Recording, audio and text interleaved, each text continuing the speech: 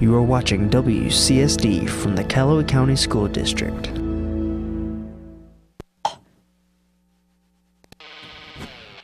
This week on LakerTV, we hear about the connection between cell phones and depression, a decent look into what's happening in Houston, and some rather interesting news that's happening in the real world.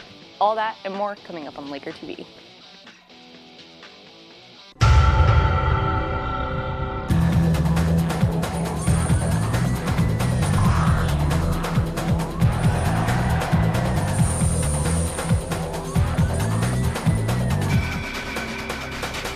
What's good, Lakers? I'm Jillian Hagthorne.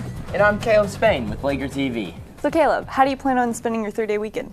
Well, I guess that's part of the mystery. Why are you like this? Why can't you just answer the question?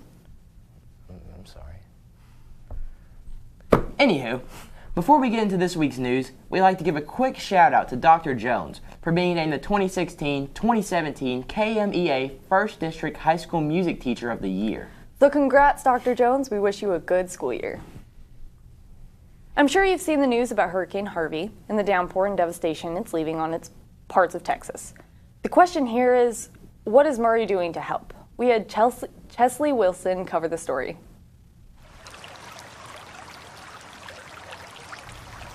What started as a tropical storm in the Atlantic Ocean has now been categorized as a Category 4 hurricane named Harvey.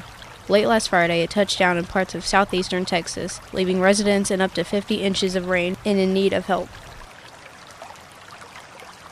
So far, 11 trillion gallons of rain has fallen and collected, 316,000 power outages across the state, and 62 counties under Texas's disaster declaration.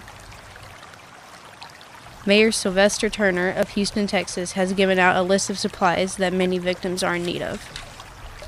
That includes clothing, diapers, baby formula, medical supplies, and food. So that brings up the question, what is Murray doing to help? I talked to Stephen Hunter from Glendale Road Church of Christ to inform us. Well, what we're doing preliminary is from now until this coming Sunday, we're taking special donations and we're going to just monetary donations, and we're going to send that down to the Churches of Christ Disaster Relief in Nashville, Tennessee. They have already mobilized trucks to head out towards Texas, and some are probably already there. But what they do is they have a center there in Nashville, a distribution center, and they take in pallets of goods, and they're able to get things in bulk at a very reduced rate. We'll give to them because we kind of, for the lack of a better term, we get more bang for our buck. And so they'll go out there and, they'll find a church, a local Church of Christ in the area, and they'll stage there, and they will distribute those goods at this point. And, they don't just give to members of the church, but they also give to just anyone in need. But they will use a local congregation for their staging point. So, if you would like to help out and donate supplies or money, any of these organizations are taking them, along with some local groups and churches.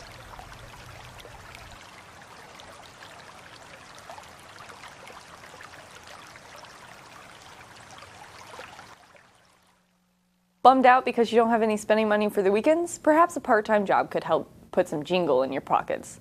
Reporter Jamie Miller has some information that could help students find a job. If you're searching for a part-time job, the staff at the Harbor has a whole list of job opportunities. We do the work for you, so I've got job postings right here. I do them every 2 weeks in hopes that when students walk around in the morning, they will just grab one whenever they feel like they want to look and see what jobs are posted every week. So how do you think other students could benefit from the part-time job listings? Any student can benefit from having a job, a part-time or a full-time job. It helps students become financially responsible adults, and so it's a great opportunity to come by and just look every week, see what we have to offer.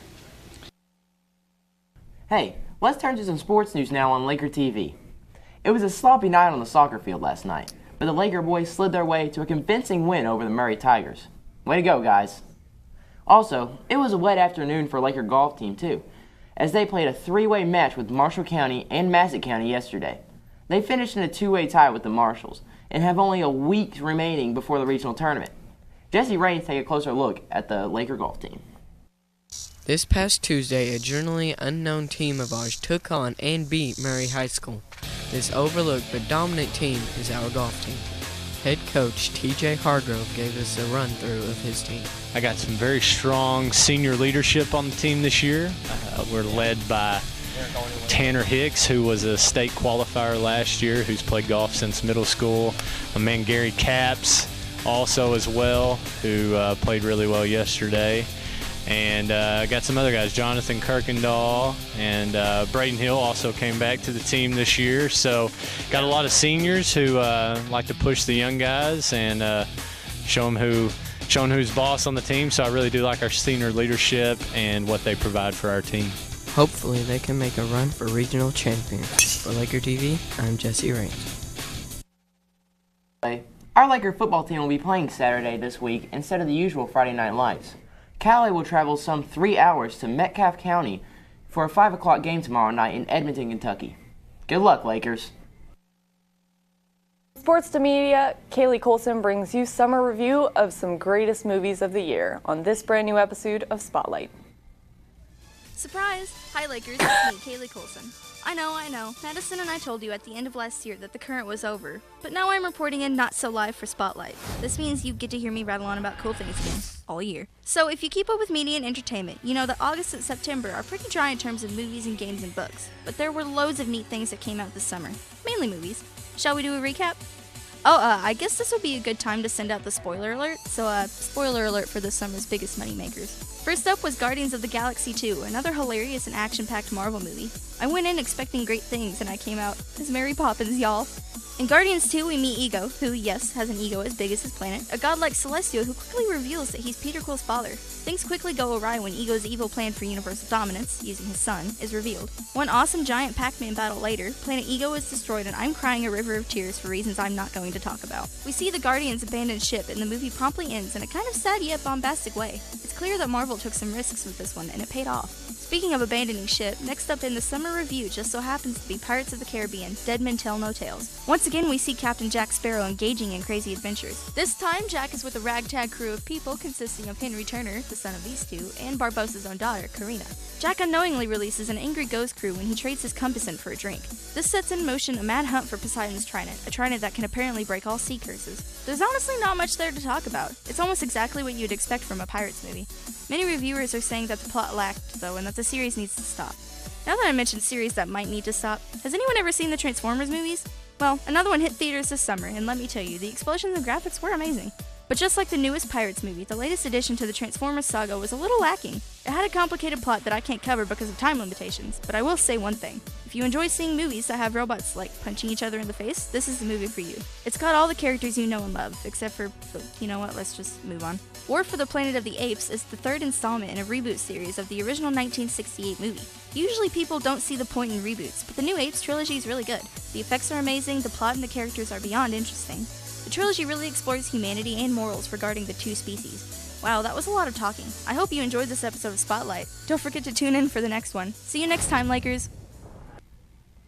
Did you know that Kentucky has such a high rate of teen suicide that it is actually higher than the national average? More than 44% of teens suffer from depression, and a recent study says that cell phones could have a role in this number. Could cell phones have a role in teen anxiety and other mental issues? According to recent studies, Kentucky currently has a higher rate of teen suicide than the national average rate. A recent article suggests that this higher suicide rate can be linked to increased anxiety in teens because of cell phone use. Studies say that with the growing amount of time teens are spending on their phones, they are growing away from real-world connections. Are today's teens more anxious than previous generations? I have noticed many students in the last few years who seem to struggle with more anxiety issues than I've ever seen before. I think teens have been perpetually moody, but yes, there is considerable growth. Is there a link between increased cell phone use and higher rates of anxiety? Yes, just because social media anxiety, trying to live up to the expectation of being like this perfect person online. It really takes away from the student's ability to learn how to communicate appropriately with other people. It's hard to say because these days it's what people are going through now is way completely different than what people have been through in the past. Because everybody is on social media and everyone has to have their phone in their hand and they don't actually want to talk in person. There are mixed opinions on this topic. Some believe that cell phones are definitely the source of increased anxiety, while others believe cell phones are beneficial to those who need an anchor in situations. For me, my phone is like my anchor for my depression and anxiety. Like, it helps it a lot. I have mixed feelings on that. I think it's very helpful in today's time. Could cell phones really be the main cause of stress? School. School. I would say social life. School life. The most common cause of stress among those we asked was their education. Only a few said their social life was a big factor in their stress. After asking 100 students what the most stressful part of their life is, half of the students responded that their school life was more stressful than their social or family lives. Only 18 students responded that their social life was the most stressful part, which is surprising based on the amount of time these teens spend on their phones. I'd probably say 5 or 6. A lot. Like 2 or 3 hours. Too much. An hour and 30 minutes. Too much. Way too much. All day. At least 5 hours. All day. Like all day. At least 8 hours or more. 8 hours. 2 hours. I'd say like 1 to 2 hours. No matter your view on the issue, everyone can agree that all the time spent on your phone could have an impact on your mental state. I'm Emily McIntosh for LakerTV. For more information, you can visit npr.org and look for the article, How Smartphones Are Making Kids Unhappy. What we just talked about was a little heavy, so let's try and lighten the mood a bit with a new series where we tell you about the weird news that's happening in the world right now. Chesley Nance is here to give you some really weird news. Have you ever seen something on the news that makes you just... If not, welcome to the Weird News of the Week. This is where I, your host, Chesley Nance, bring you ridiculous news that has happened in the past week or so. Okay, so most 16-year-olds strive to do good in school and impress their friends, but this 16-year-old is running for governor in the state of Kansas. How, you might ask? Well, there are no regulations in this state to become governor. None, zero, zilch, nada. So he is just wanting to give the people a new and fresh option if they wanted, since he can't vote himself. Speaking of new options and lifestyles, goat yoga is apparently a thing. And no, it's not where the goats do the yoga, it's where you, the human, are doing the yoga, and yes, the instructor, not a deranged person, lets a baby goat loose in the studio while you are trying to calm down and relax. These goats jump around, jump on you, try and eat your hair and your clothes, and will even use the bathroom on your mat. So if you want to go to one of these things, you can look for openings in Arizona, New Hampshire, Colorado, and Oregon, etc. But you might have to wait a little while. Some of these have a waiting list of 500 plus, so good luck trying to get in. Namaste, my dudes. Goat yoga. If you put those two words together, they make a word like goga or yo. Those are pretty funny words, but researchers in England have scientifically proven what the funniest word in the English language is. But before I get to the actual word, I'm wondering why scientists in England are devoting their time to this and not, let's say, why Apple removed its headphone jack. I mean, that's kind of ridiculous. Anyways, I'm getting off subject.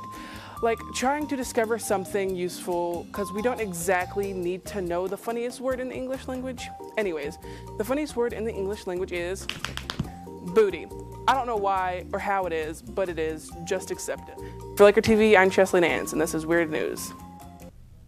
Well, that's all for us today, folks. And remember to say congrats to Dr. Jones if you see him, and as always, keep crushing it, Calloway. Aha!